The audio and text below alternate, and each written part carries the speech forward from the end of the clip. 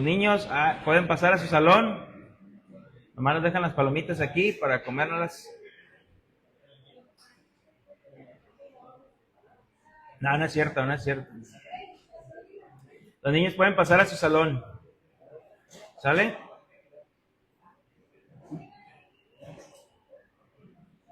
Ok.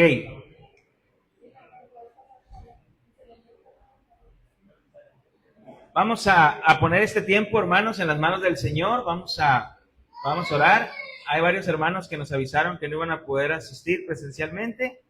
Entonces, pues vamos a dar inicio, ¿sale? Ok, vamos a orar.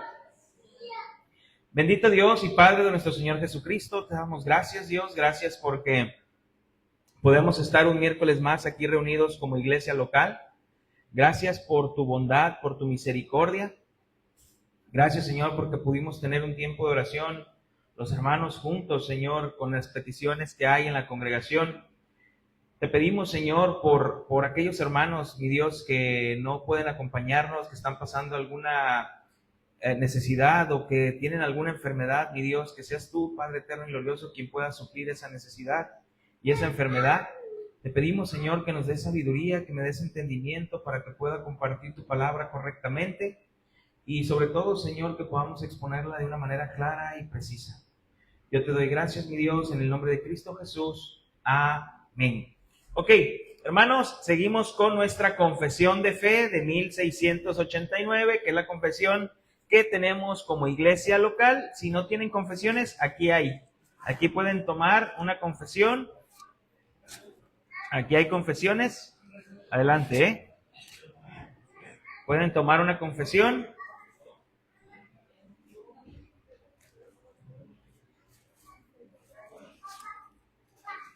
Pueden tomar una confesión. Nomás son estas de arriba, creo, las de abajo. ¿Quién falta? ¿Falta confesión? Héctor. ¿Ya no hay? Es que estas ya no son confesiones, estos son discipulados. Ya se nos acabaron las confesiones. Les dije que me dijeran, ¿verdad? Pero no me hicieron caso. ¿Y quién le hacía falta confesión? Hay que mandar a imprimir más. Vamos a mandar a imprimir más confesiones, ¿sale?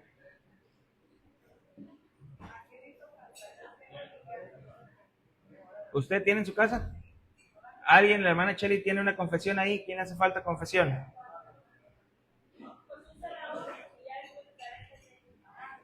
Ok, sí, ya vemos. Esas confesiones, hermanos, que tomaron pueden ser para ustedes, no hay ningún inconveniente. Es para que puedan hacer anotaciones ahí, puedan rayarla, o cualquier cosa. Sale nada más, pues no las descuiden, pues cuídenla porque vamos a estar viendo todos los miércoles la confesión. Y vamos a mandar a imprimir más, yo creo, mañana. Ok, hermanos, pues estamos viendo un resumen. Empezamos a ver un resumen de algo que ya habíamos visto. Empezamos con el párrafo, con el artículo 1 de las Sagradas Escrituras. Y aunque no crean, sí estamos haciendo un resumen porque ese primer artículo tiene 10 párrafos y nosotros estuvimos viendo un párrafo por estudio. Entonces, se me fue. El miércoles pasado, pues abarcamos 6 párrafos. Aunque no crean, sí es un resumen, O sea, aunque vamos lentos en el resumen, pero poco a poco. Es para que volver a tener esta claridad y volver a retomar estas cosas que ya habíamos dejado. Entonces, vamos al artículo 1 en el párrafo 7. Artículo 1, párrafo 7. Artículo 1, párrafo 7. ¿Ven? Artículo 1, párrafo 7. ¿Ya lo tienen ahí? Ok, lo voy a leer y dice, este párrafo se ha titulado como la claridad de las Escrituras. La claridad de las Escrituras dice, no todas las cosas contenidas en las Escrituras son igualmente claras en sí mismas, ni son igualmente claras para todos. Sin embargo, las cosas que nos son necesarias saber, creer y guardar para salvación se proponen y exponen tan claramente en uno u otro lugar de las Escrituras que no solo los eruditos, sino los que no lo son, pueden adquirir un entendimiento suficiente de tales cosas por el uso adecuado de los medios ordinarios, ¿verdad? Ok, este es el párrafo 7. Hermanos, fíjense cómo, voy a abreviar, voy a hacer un resumen también de este párrafo, pero lo voy a dividir en dos partes. La primera parte es: no todas las cosas contenidas en las Escrituras son igualmente claras en sí mismas, dice, ni son igualmente claras para todos. Hermanos, fíjense lo que nos comienza a decir la confesión de fe. No todas las cosas en las Escrituras son igualmente claras para todos. Y esto es una realidad. No son, hay unas cosas en las Escrituras que no son claras para todos. Dice, pero en cuanto a la salvación y las doctrinas, vamos a llamarlo así, la salvación o las doctrinas primordiales, hermanos, son claras en nosotros, son claras en la palabra de Dios. Entonces, mientras las doctrinas primordiales las tengamos como iglesia en unidad, nos podemos llamar hermanos, ¿sí? Es lo que decíamos, yo me tocó predicar a mí en el Congreso de Varones, y es lo que yo decía. Hay doctrinas secundarias, hay doctrinas terciarias, vamos a llamarlo así, que podemos tener como iglesias locales diferentes, pero eso no nos hace separar de llamarnos hermanos, ¿verdad? Mientras las doctrinas primordiales en cuanto a la salvación, en cuanto a la palabra de Dios, en cuanto a la Trinidad, sean las mismas, podemos llamar hermanos. Y yo aquí tengo una pregunta: ¿a un unicitario lo pudiésemos llamar hermano? ¿A un unicitario? ¿A quién hablamos? ¿A qué nos referimos con un unicitario? Aquella persona que cree que Jesucristo, que Dios es uno, pero se ha manifestado de tres formas diferentes. En el Antiguo Testamento se manifestó como Padre, en el Nuevo Testamento se manifestó como Hijo, y en los, vamos a llamarlo así, después de Cristo, con los hechos de los apóstoles y la iglesia, se manifiesta como Espíritu Santo. Dicen, es un solo Dios, pero en tres diferentes manifestaciones. No, esto es una herejía. No es así, no es que Dios sea uno y se manifieste en tres, vamos a llamarlo así, su manifestación sea en tres personas. No, la Biblia nos habla de una Trinidad, y es lo que vamos a ver en el artículo 2, y los hermanos bautistas quisieron dejar esto muy claro acerca de la Trinidad de Dios. Dios, tres personas, y los tres, vamos a llamarlo así, un Dios, ¿verdad? Entonces, no hay nada con lo cual podamos comparar a este Dios trino. Entonces, no todas las cosas contenidas en las Escrituras son igualmente claras en sí mismas, ni son igualmente claras para todos. Miren, vayamos a 2 de Pedro, capítulo 3, versículo 15 al 16. Vamos a ver que no todas las cosas en las Escrituras son claras, igualmente claras para todos. 2 de Pedro, capítulo 3, versículo del 15 al 16. Segunda de Pedro 3, 15 al 16. Dice así: y tened entendido que la paciencia de nuestro Señor es para salvación, como también nuestro amado hermano Pablo, según la sabiduría que le ha sido dada, os ha escrito. Aquí Pedro se está refiriendo al apóstol Pablo. Dice, casi en todas sus epístolas, hablando en ellas de estas cosas, entre las cuales hay algunas difíciles de entender, las cuales los indoctos e inconstantes tuercen, como también las otras escrituras, para su propia perdición. Fíjate lo que está diciendo el apóstol Pedro acerca de algunas epístolas del hermano Pablo. Del apóstol Pablo dice, algunas de las cosas que escribe son difíciles de entender. Pedro no está diciendo que son imposibles. Dice, difíciles de entender. Entonces, hermanos, hay cosas en las Escrituras que son difíciles de entender, mas no imposibles, ¿sí? Entonces, cuando una cosa es difícil de entender obviamente, hermanos, ocupamos de la iluminación del Espíritu Santo, necesitamos de la oración y sobre todo escudriñar las Escrituras para poder comprender aquellas cosas que son difíciles de entender. Entonces, y que sea el Señor quien nos ilumine para poder comprender estas cosas. Recordemos que ya todo está revelado en la palabra de Dios. Entonces, nosotros no necesitamos una revelación nueva. Lo que nosotros necesitamos de la palabra de Dios es ser iluminado. Aquello que ya está revelado nos sea iluminado. Entonces, dicen aquí los hermanos que no todas las cosas, repito, contenidas en las Escrituras son de igualmente claras en sí mismas, sino en sí mismas, ni son igualmente claras para todos. Dice, sin embargo, hay aquí un sin embargo.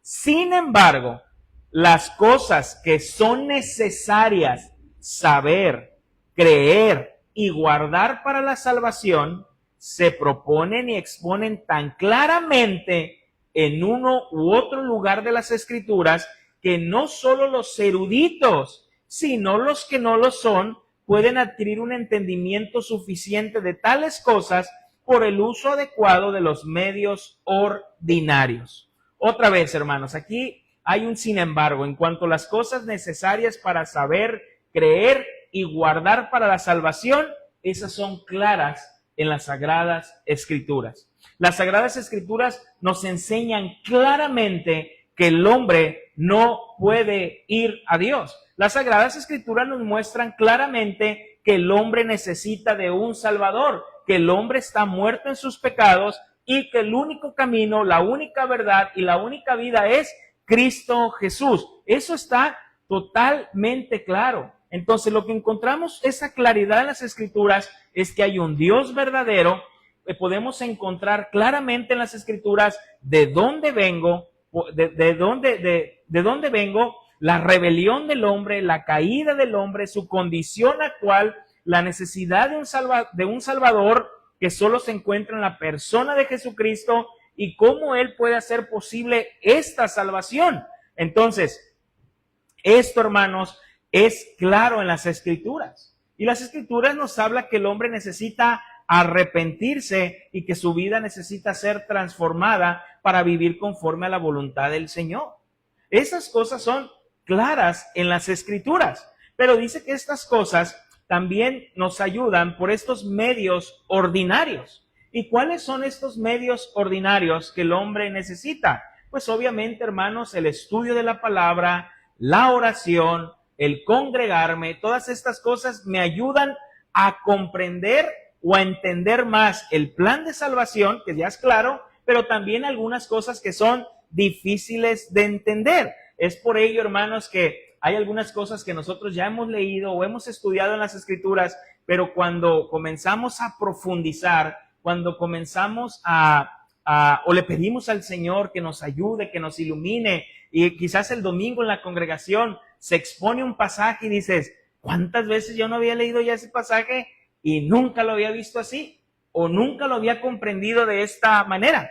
Entonces, a mí me hizo mucho sentido el domingo que predicó el pastor Benjamín, porque ese pasaje de la alimentación yo ya lo había leído muchísimas veces, ¿no? Y como él decía, de este pasaje puede sacar demasiados principios y demasiadas enseñanzas, y la verdad el principio y la enseñanza que sacó él, gracias a Dios y por medio de su Espíritu Santo, pues sí me dejó como, wow, no lo había visto de esta manera, no, quedó más claro para mí este pasaje. Entonces, hermanos, pero si se fijan estos medios ordinarios en cuanto al estudio de la palabra, en cuanto a la oración, en cuanto al congregarme, para poder entender o comprender más las Escrituras, y en aquellos pasajes donde a lo mejor no tengo mucha claridad, esto, hermanos, requiere de un esfuerzo del creyente. Requiere de un esfuerzo del creyente. Hermanos, es un esfuerzo lo que tenemos que hacer. Entonces, no solamente es, Señor, ilumíname, Señor, háblame y me pongo a leer. No, requiere un estudio más profundo. Y si te fijas, cada uno de los párrafos nos va llevando a lo que implica a veces tener un estudio más profundo de conocer más las Escrituras. Y ahorita lo vamos a ver con el siguiente párrafo, pero antes de irnos ahí, vamos a Deuteronomio capítulo 30, versículo del 11 al 14. Deuteronomio 30, versículo del 11 al 14.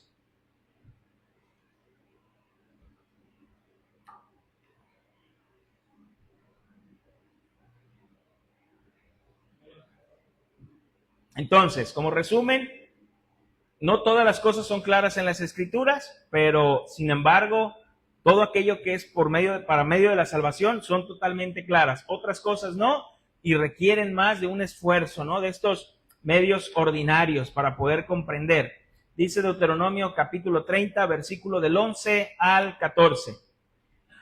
Porque este mandamiento que yo te ordeno hoy no es demasiado difícil para ti, ni está lejos. No está en el cielo para que digas, ¿quién subirá por nosotros al cielo y nos los traerá y nos lo hará oír para que lo cumplamos? Ni está al otro lado del mar para que digas, ¿quién pasará por nosotros el mar para que nos lo traiga y nos lo haga oír a fin de que lo cumplamos? Porque muy cerca de ti está la palabra en tu boca y en tu corazón para que la cumplas. Fíjate lo que dice el Señor, el entender y comprender la palabra de Dios no está más allá, no está lejos, no es imposible, no es algo imposible. Hermanos, no perdamos algo de vista, y lo he estado mencionando en cada uno de los estudios. Esta confesión de fe, este resumen de las doctrinas de la iglesia, esto es la confesión, porque algunos pueden decir, a lo mejor están sustituyendo la Biblia por un libro que se llama la confesión de fe. No.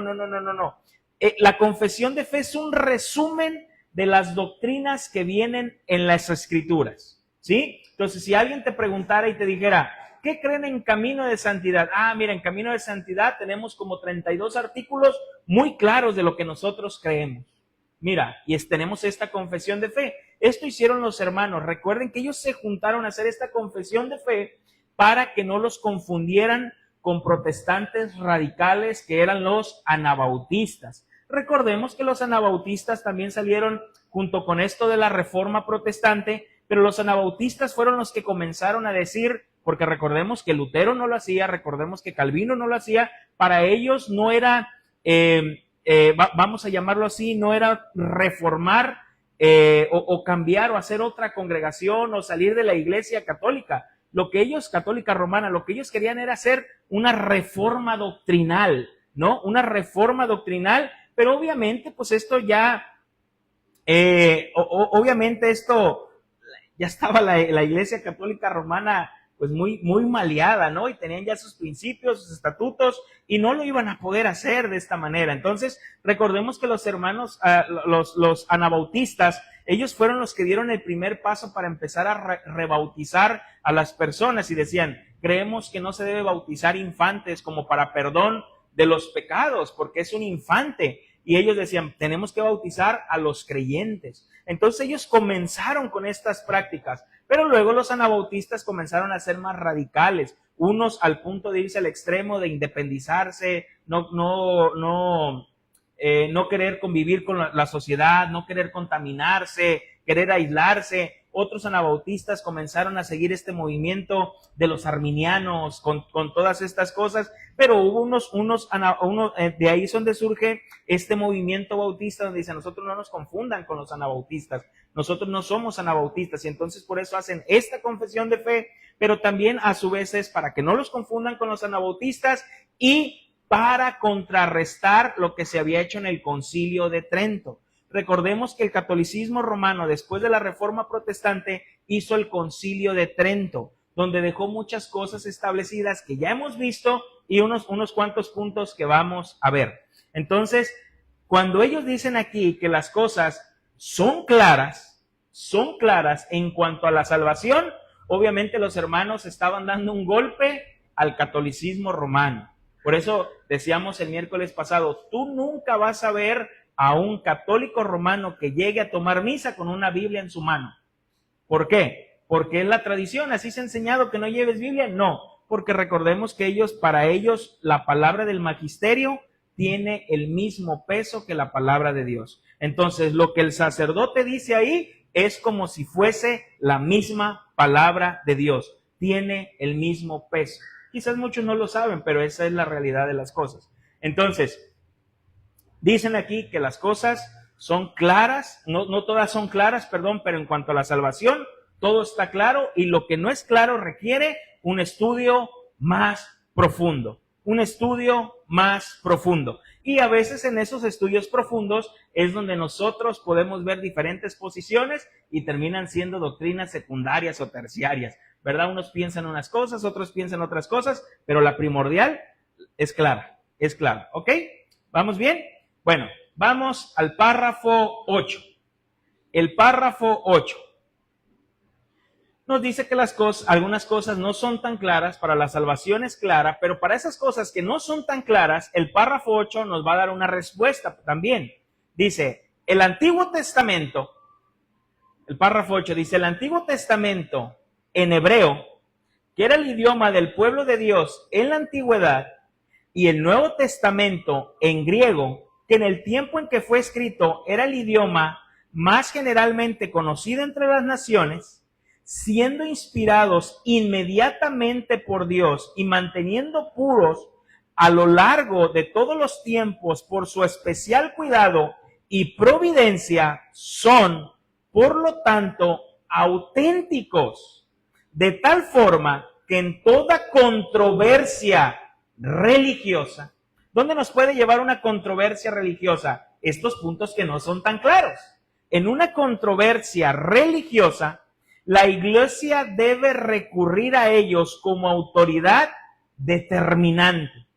Pero debido a que estos idiomas originales no son conocidos por todo el pueblo de Dios, que tiene derecho a las escrituras e interés en las mismas, y se les manda leerlas y escudriñarlas en el temor de Dios, han de traducirse a la lengua común de toda nación a la que sean llevadas, para que morando abundantemente la palabra de Dios en todos, puedan adorarle de manera aceptable y para que por la paciencia y consolación de las Escrituras tengan esperanza. Ok, hermanos, recordemos que el catolicismo romano decían y aún dicen que obviamente no todo está claro en las Escrituras, como también lo mencionamos nosotros. Y ellos dicen que esas cosas solamente la pueden interpretar ellos, no la misma Escritura. Dicen, hay cosas en las Escrituras que nosotros debemos interpretarlas. Entonces, hay cosas muy oscuras, dicen ellos, que en la palabra de Dios, que solamente el magisterio puede otorgar esa interpretación. En otras palabras, ellos decían que la Biblia es de interpretación privada. Es por ello, hermanos, que no todos podían tener una Biblia. Ahorita tú tienes una Biblia y tienes hasta 4 y 5 Biblias y en diferentes versiones. Pero estamos hablando que en esos años no existían las Biblias como ahora tú y yo la tenemos. En los comienzos de la Reforma, antes de esto, recordemos que la única Biblia que operaba en todo esto, recordemos que era la Biblia escrita en latín. Y recordemos que el catolicismo romano decían que el latín era el lenguaje de los ángeles. Era el lenguaje de los ángeles, o sea, los ángeles hablaban latín, o sea que cuando se les aparecían a Abraham y cuando se le aparecieron a Lot, hablaban latín, no hablaban hebreo, ¿verdad? Entonces ellos decían, ese es el idioma de los ángeles, el latín.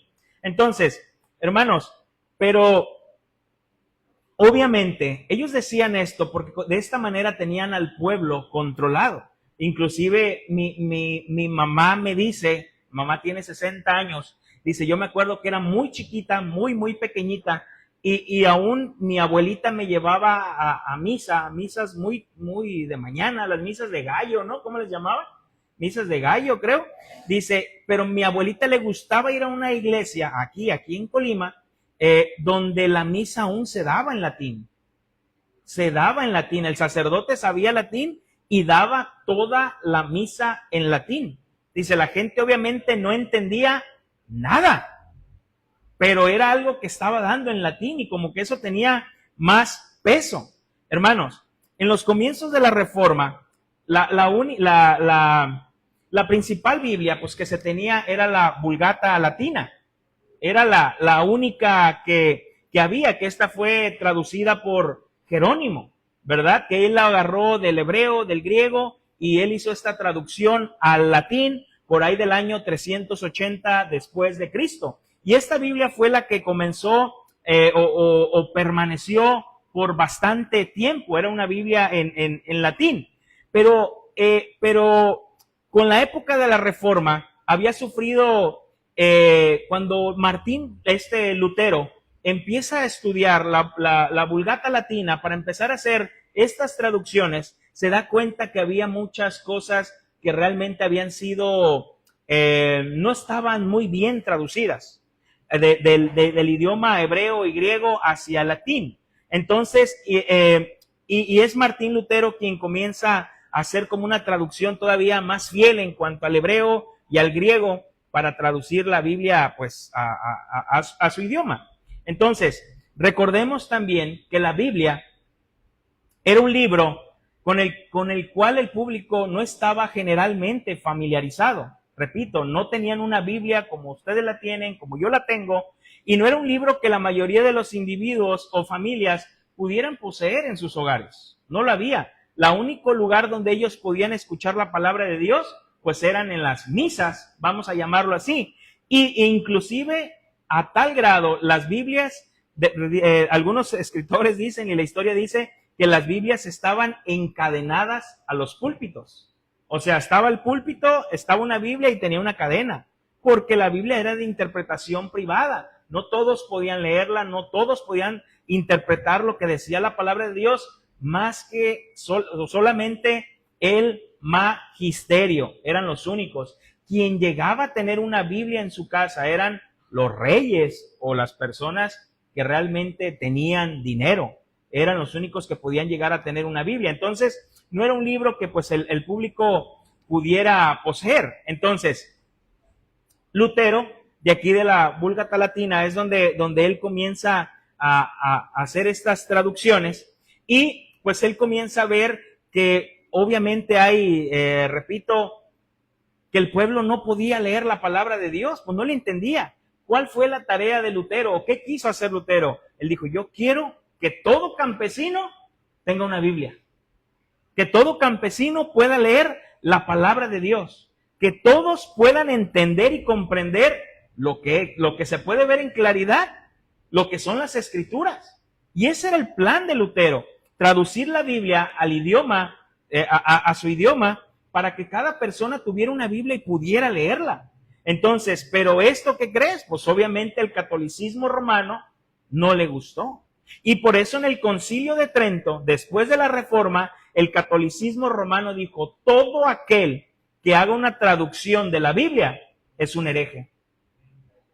Todo aquel que lea una traducción que no es la Vulgata Latina o latín, es un hereje.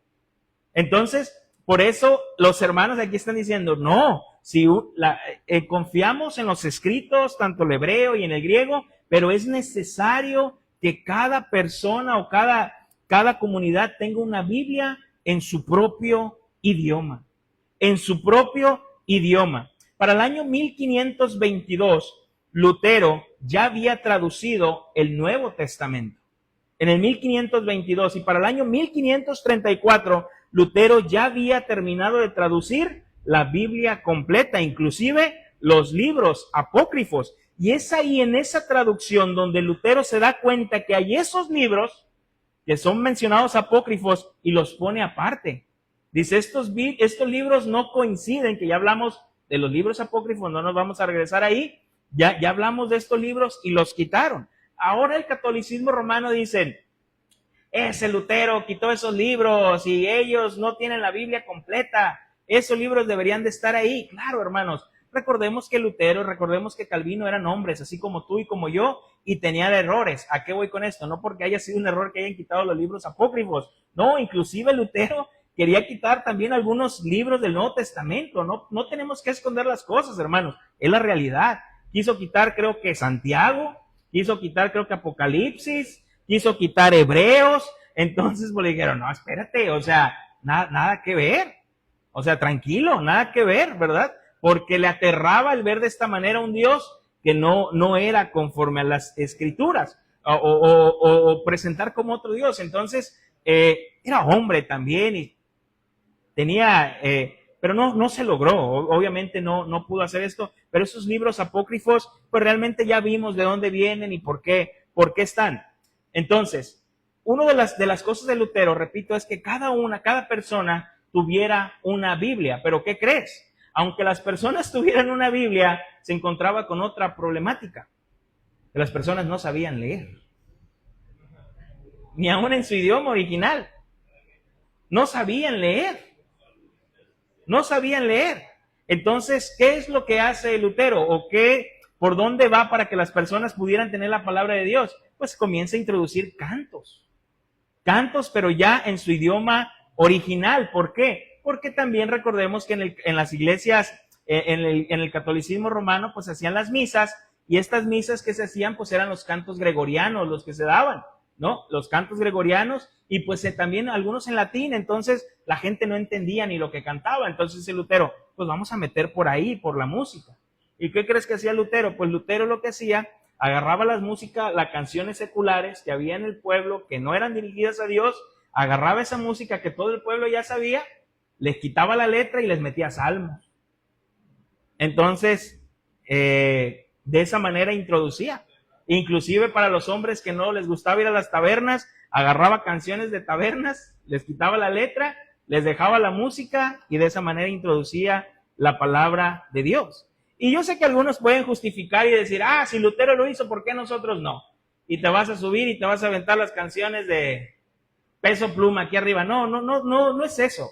Veamos el contexto por el cual lo estaba haciendo. Las personas no sabían leer, y es una forma que él hizo que se pudiera meter el evangelio, se introdujera el evangelio. Entonces, recordemos que entonces el Concilio de Trento, hermanos, fue para contrarrestar la reforma protestante. Y repito, ellos establecen en ese concilio que todo aquel que tuviera una Biblia con la traducción de su idioma era hereje, era considerado un hereje.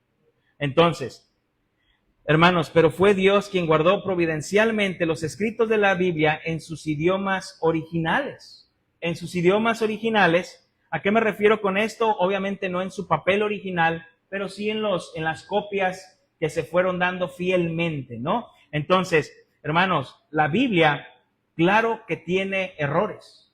La Biblia tiene errores. Y tú dirás, ¿cómo que tiene errores? Sí, tiene errores ortográficos. La Biblia tiene errores ortográficos, mas no en su esencia. Por eso las traducciones. Por eso es muy bueno que cuando tú leas un pasaje, es bueno que tú lo leas en diferentes traducciones, ¿sí? Porque la Biblia tiene errores ortográficos, sí, mas no en su esencia, hacia dónde va, hacia dónde está. Y más porque recordemos que las palabras tanto en hebreo y en el griego es muy similar como al español. Si nosotros, perdón.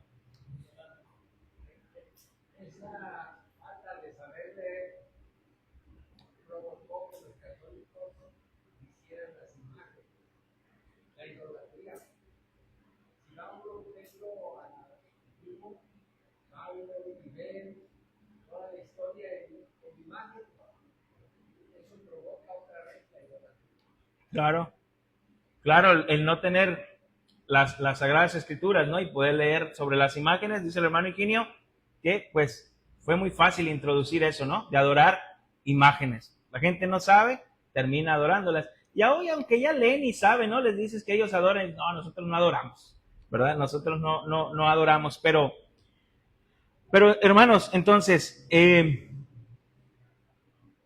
aunque nosotros tengamos ahora en nuestro idioma una Biblia, es muy bueno que nosotros tengamos que recurrir muchas veces al idioma original. ¿Por qué? Porque les digo que el hebreo y el griego en unas cosas es muy parecido al español, porque nosotros para poder decir una palabra la podemos pronunciar de diferentes maneras, ¿sí? O sea, como si nosotros, ¿cómo te puedo decir? ¿Qué te gusta? La palabra sí, sí, vamos, ¿no?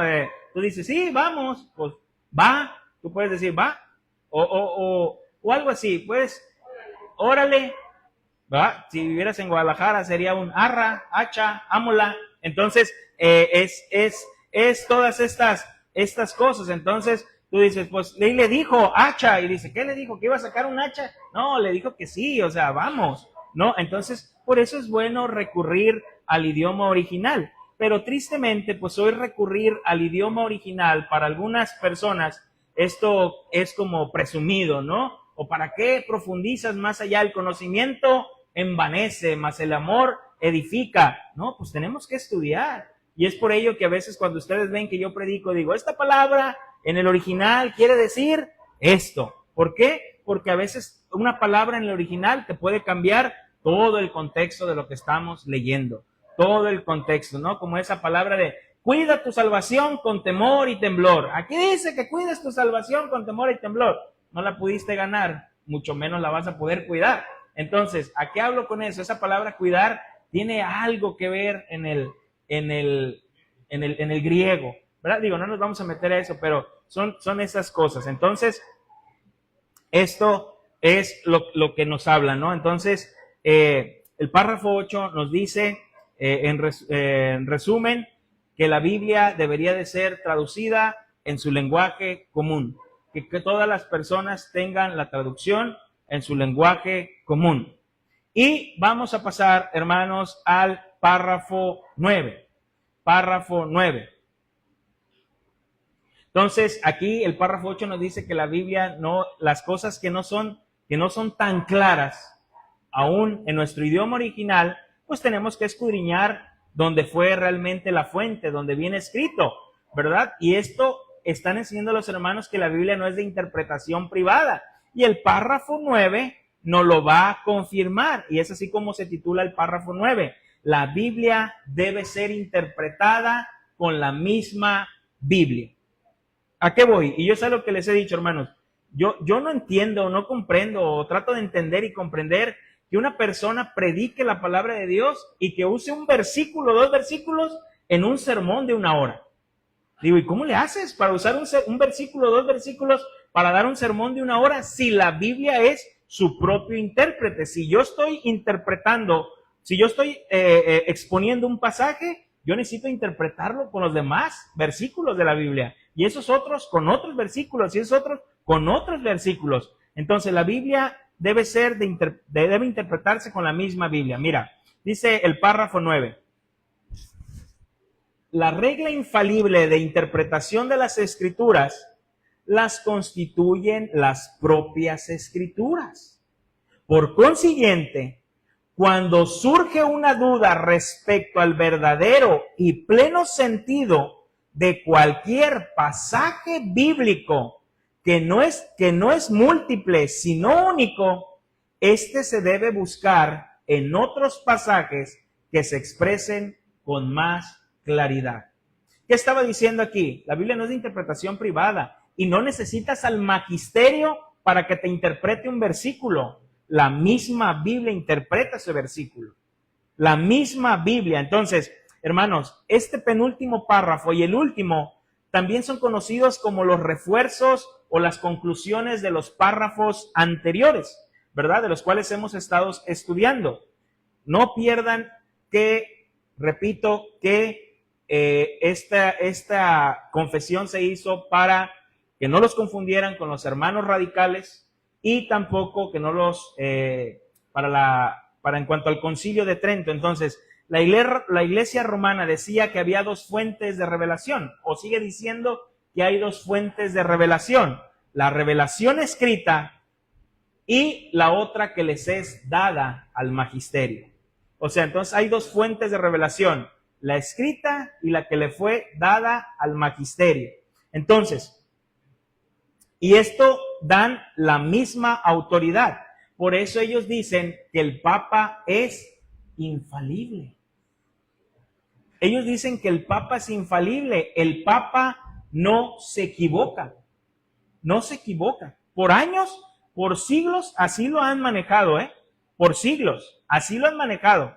Que el Papa es infalible, el Papa no se equivoca. Pero con este Papa que ya falleció, que fue Francisco, creo, cuando dijo algo sobre el homosexualismo, que al parecer sí Dios lo aprobaba, y dijeron, pues ¿cómo? Y ya empezaron a decir, bueno, a ver. El Papa no se equivoca en cuanto a la palabra de Dios. Si dicta algo de las Escrituras, es infalible en cuanto a lo que depende de Dios, pero como en algunas otras opiniones, sí puede errar. Ah, ya cambió. Eso que había por siglos, ahora con esto dijeron, ya cambió.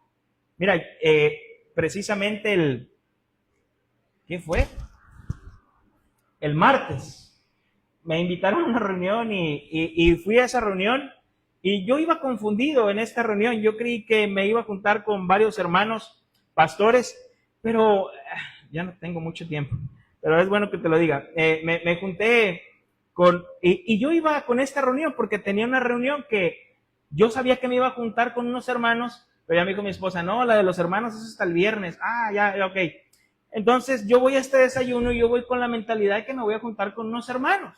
Y llego a la congregación de uno de los hermanos, un hermano. Entonces llego y cuando llego, este hermano, pastor bautista, que está sentado con otra persona, y me lo presenta, mire, él es Tony y no sé qué. Entonces yo hermano, mucho gusto, ya, mucho gusto.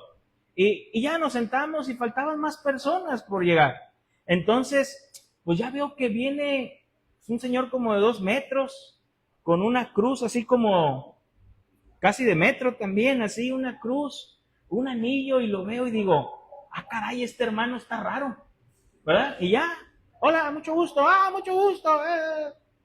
Se sientan, éramos como 5 todavía los que estábamos ahí, llegó otro, y sí, hermano. Entonces, pues ya dice el pastor, ¿qué les parece si desayunamos para ser puntuales? Y ya dije, pues sí.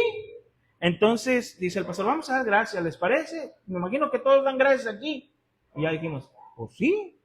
Y comenzamos a dar, el pastor comenzó a dirigir la oración, Señor, te damos gracias. Pero en eso yo así como que de reojo veo, y veo que el de la cruz y el otro se terminan presionando, y yo dije, ah, caray, estos hermanos sí están más raros. Dije, ¿a poco hay hermanos así? Entonces, el pastor dice, esta reunión la vamos a llamar sin títulos. Vamos a desayunar y después, pues, cada quien va a dar su título donde está. Pues terminamos de desayunar y platicando, y que el ministerio, y que esto. Y yo escuchaba, la verdad eran puras personas mayores, la verdad mayores, 60, 70 años. Y esto y lo otro, y que fui, y que bla, bla, bla. Y ya pues cuando comenzamos a presentarnos, pues resulta que se comienzan a presentar, y el que traía la crucesota dice, pues yo soy el obispo de aquí de Colima, yo traigo los 10 municipios y traigo parte de allá, y no sé qué, y no sé cuánto, y bla, bla, bla, bla. Entonces ya dije, es el obispo de aquí, del catolicismo romano. Y ya el otro, el que yo le había dicho hermano, no, pues yo soy sacerdote, y yo llamándole hermano, ¿cómo ven? Y yo soy el sacerdote, no sé qué, secretario del obispo y no sé cuánto. Y ya otros sí se empezaron a presentar, y pues yo soy hermano evangélico, soy pastor, bla, bla. Pues esta reunión, hermanos, no creen que estoy en el ecumenismo, ni tampoco, el pastor se está... No. Esta reunión es de las asociaciones religiosas. Entonces, el presidente de la asociación religiosa aquí es un pastor bautista.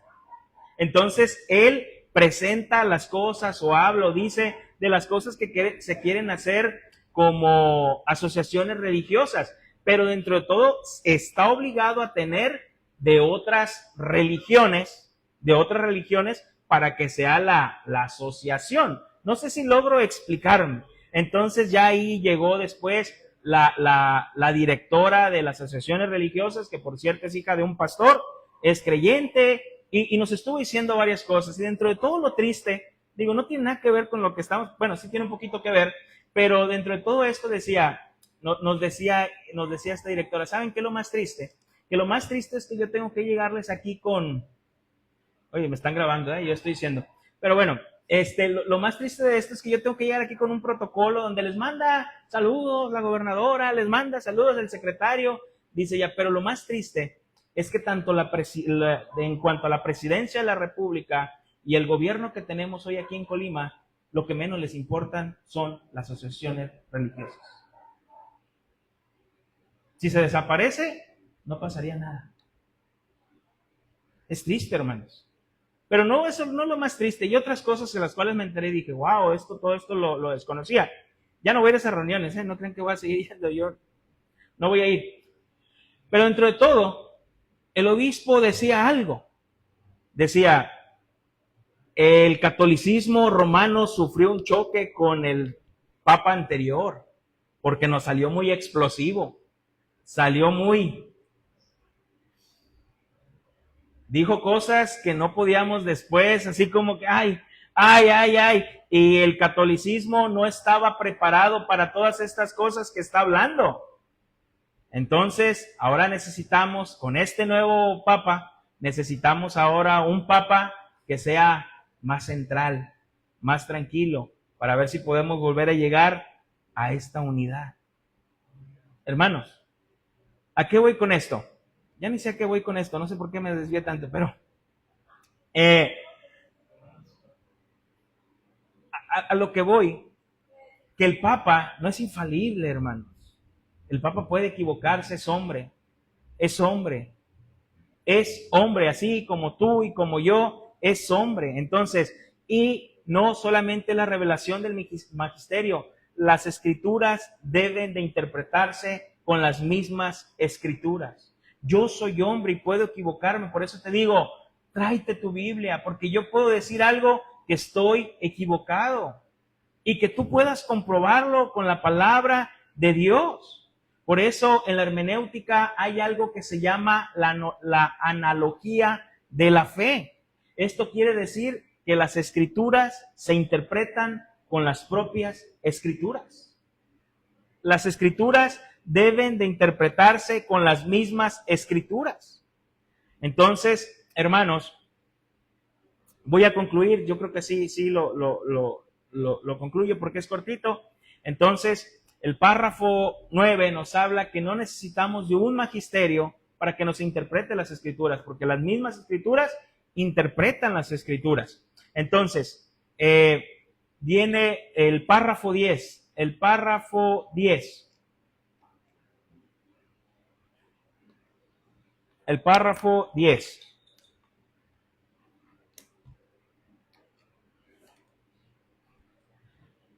El juez supremo son las sagradas escrituras. Así se ha titulado como este párrafo. El juez supremo por el que deben decidirse todas las controversias religiosas y por el que deben examinarse todos los decretos de concilios, las opiniones de autores antiguos, las doctrinas de hombres y espíritus particulares, y cuya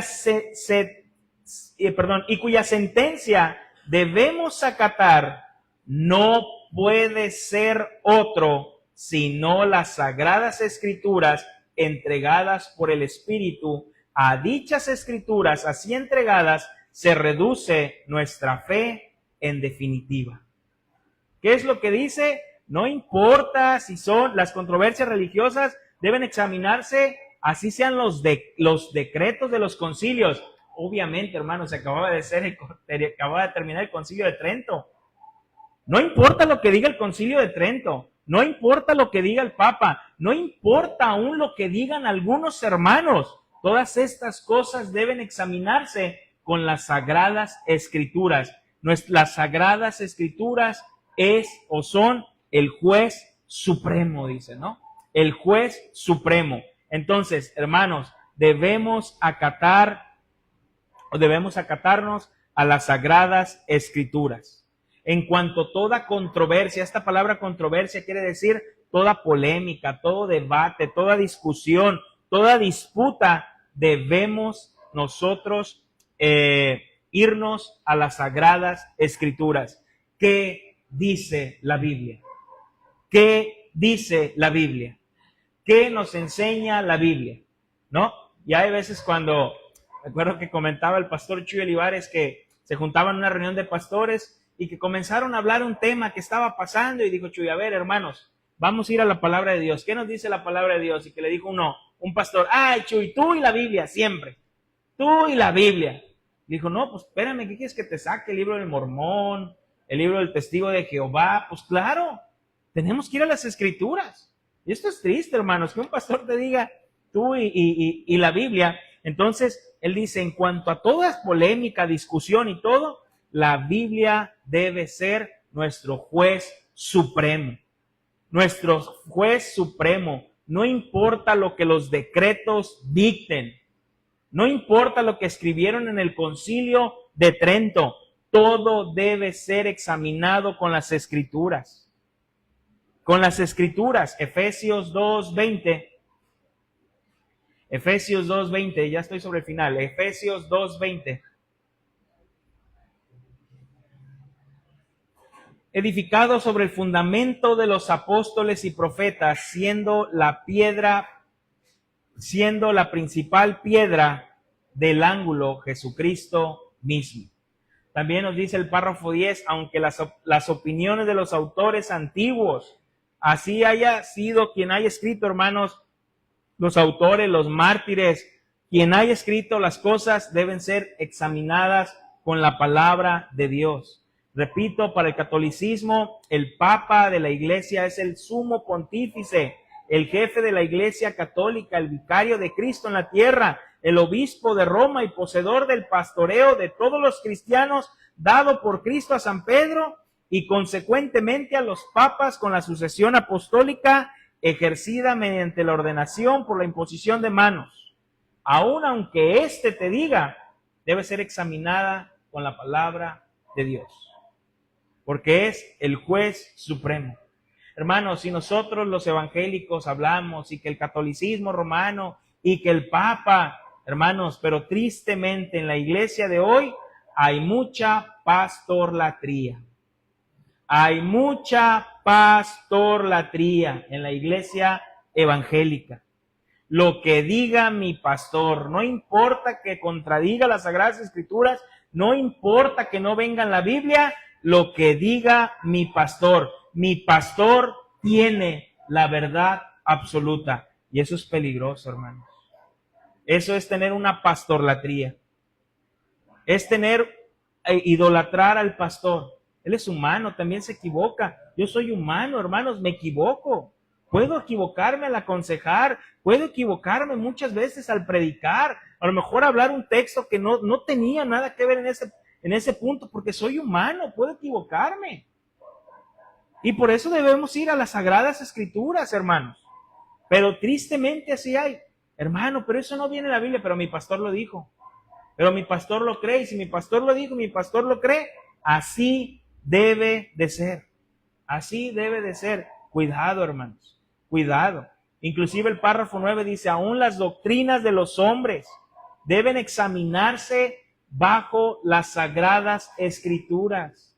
Deben examinarse bajo las Sagradas Escrituras las doctrinas de hombres. Si no están sustentadas en la palabra de Dios, yo no tengo por qué creerlas. Y con esto quiero terminar. Gálatas capítulo 1, versículo del 8 al 10.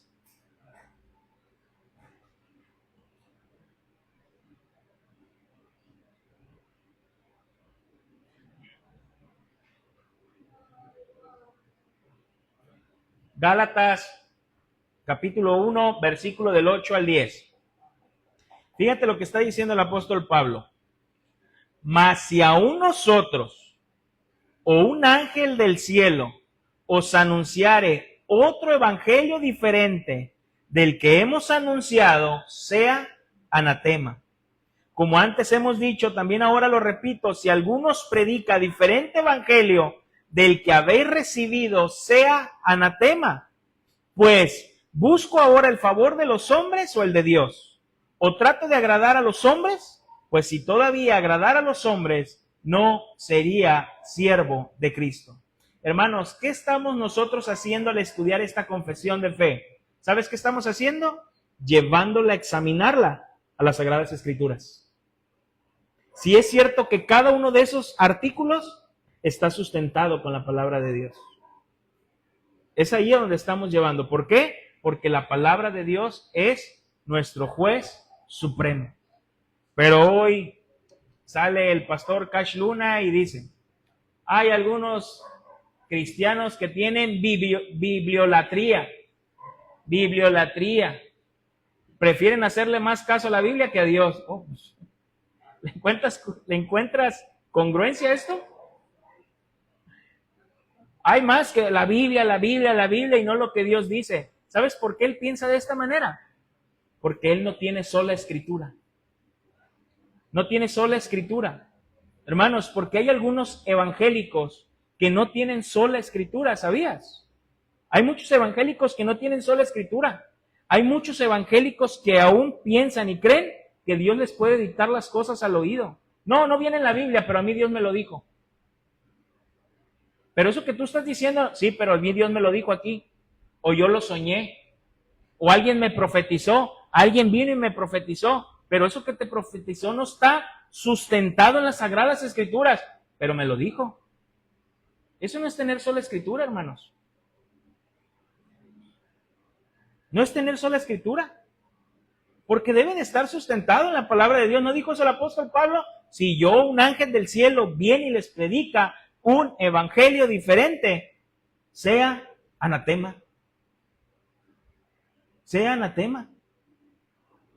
Hermanos, el Señor ha dejado su palabra escrita. ¿Y qué dice? Tenemos la palabra profética más segura. Más segura que tu sueño, más segura que tu pensamiento, más segura que alguien vino y así dice el Señor. La palabra de Dios es más segura. Las Sagradas Escrituras.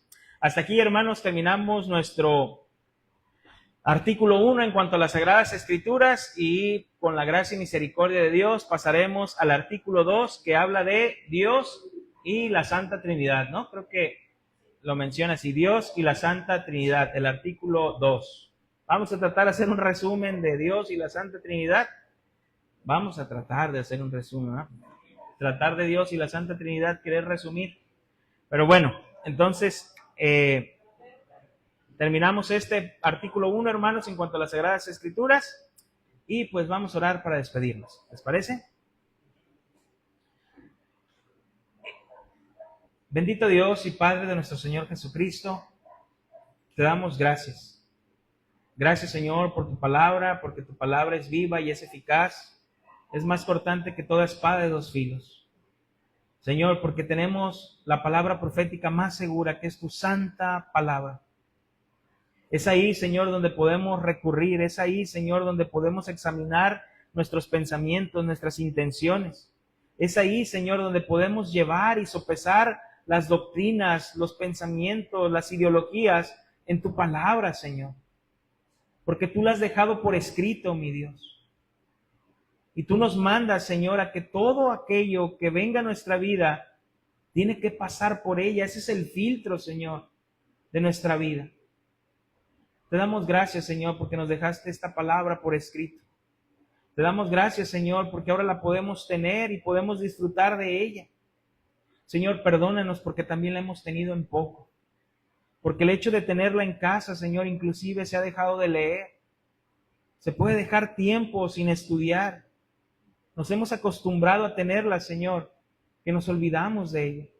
Cuando hubo personas que dieron su vida para que ahora nosotros podamos tener una Biblia en la mano. Perdónanos, Dios. Te damos gracias, Señor, por tu palabra. Gracias, Señor, porque podemos estudiar juntos como iglesia. En el nombre de Cristo Jesús. Amén. Hermanos, estamos despedidos. Que el Señor me les bendiga. El próximo miércoles igual hay que prender un micrófono ahí. Hermanos, recordemos que este es un estudio los miércoles